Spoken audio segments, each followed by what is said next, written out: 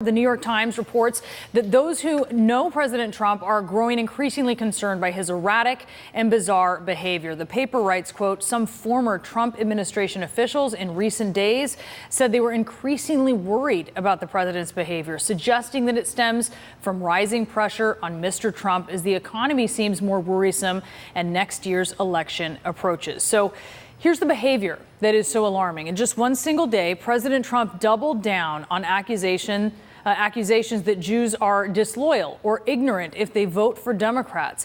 He's shared clips of a conspiracy theorist who calls the president the King of Israel and the second coming of Christ. He's told reporters that he was the chosen one to take on China on trade, and he's attacked the Prime Minister of Denmark because she called his idea to buy Greenland absurd.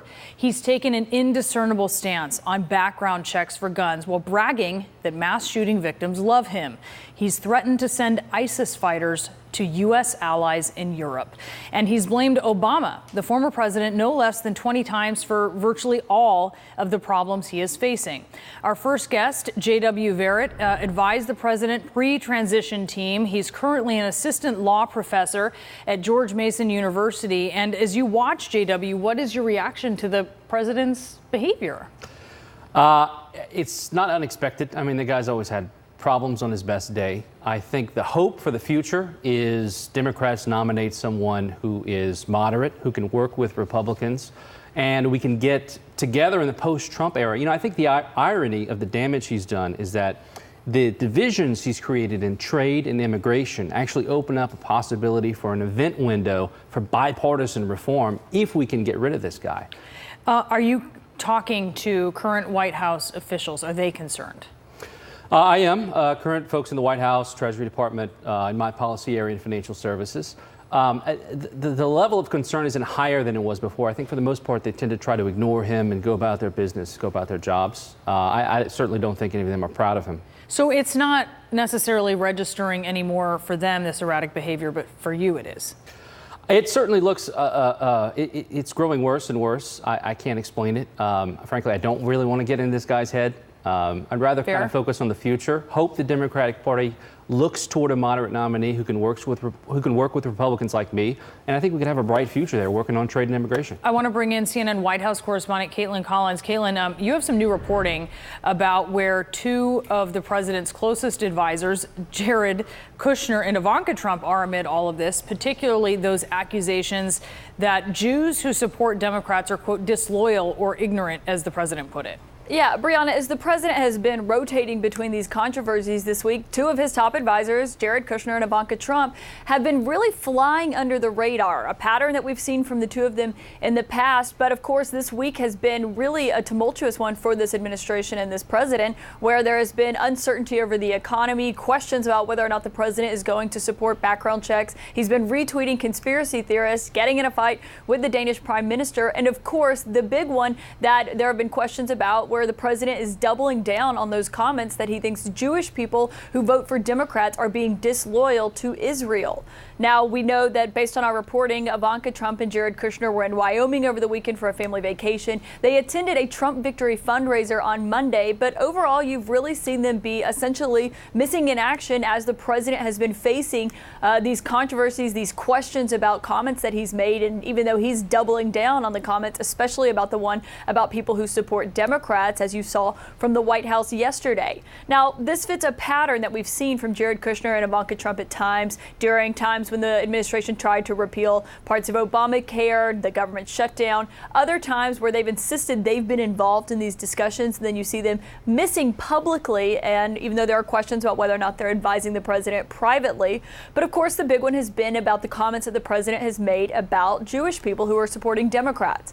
Jared Kushner and Ivanka Trump are both Orthodox Jews. They've been involved with the president. Obviously, they advise him privately on some things where there are these seemingly selective leaks about what it is that they're telling the president, but neither of them have said anything publicly about the president's comments. And when we asked the White House, have they been advising the president privately on this, the White House did not get back to us on a question or on an answer regarding that.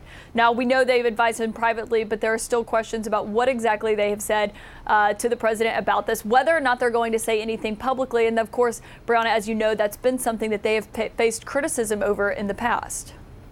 Indeed. And, JW, I want to revisit that New York Times op-ed, that anonymous one that was written by a White House official in September of last year.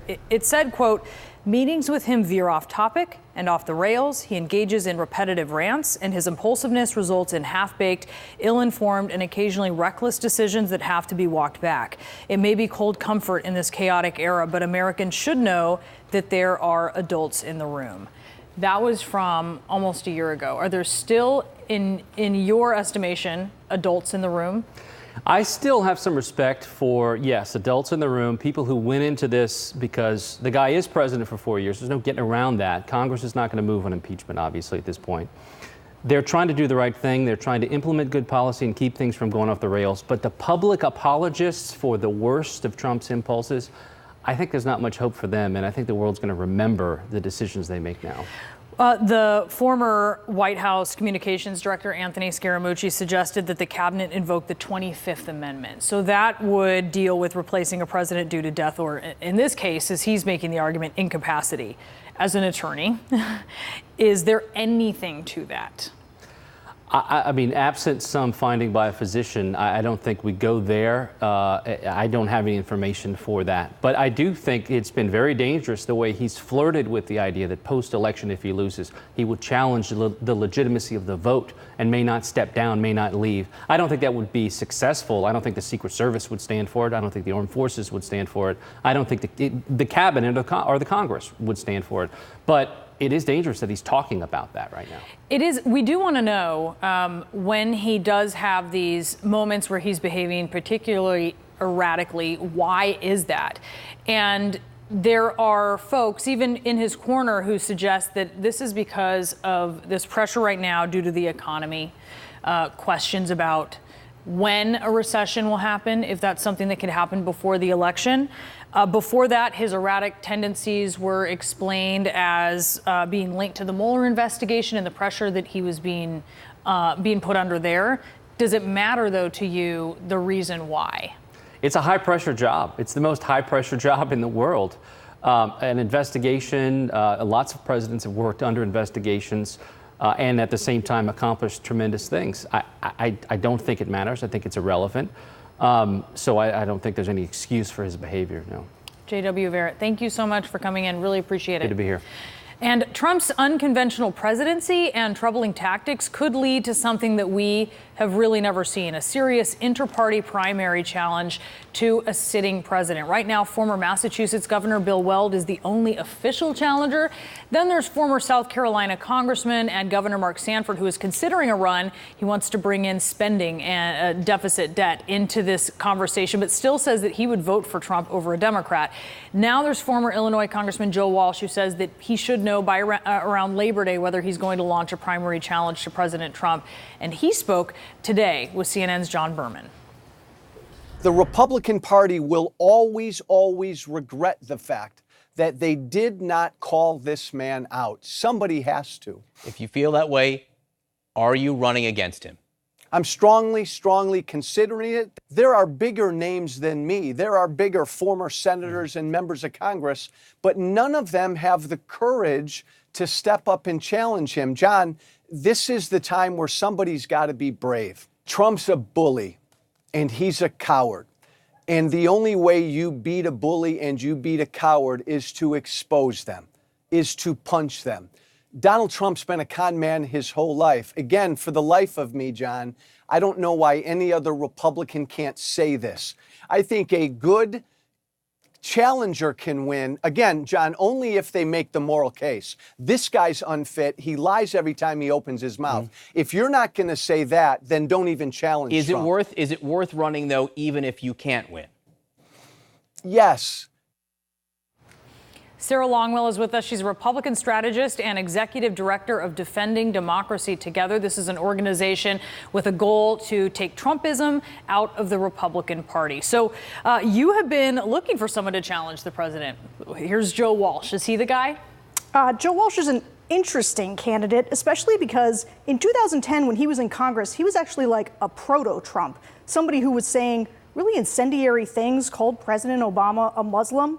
But now he says he's had this road to Damascus moment. He's completely changed his mind, and with the zeal of a convert, is going at President Trump really hard. And that sort of distinguishes him from everybody else who's kind of thrown their names out there, who's been a little more on the establishment side. He's more of an insurgent. So he piques your interest for sure.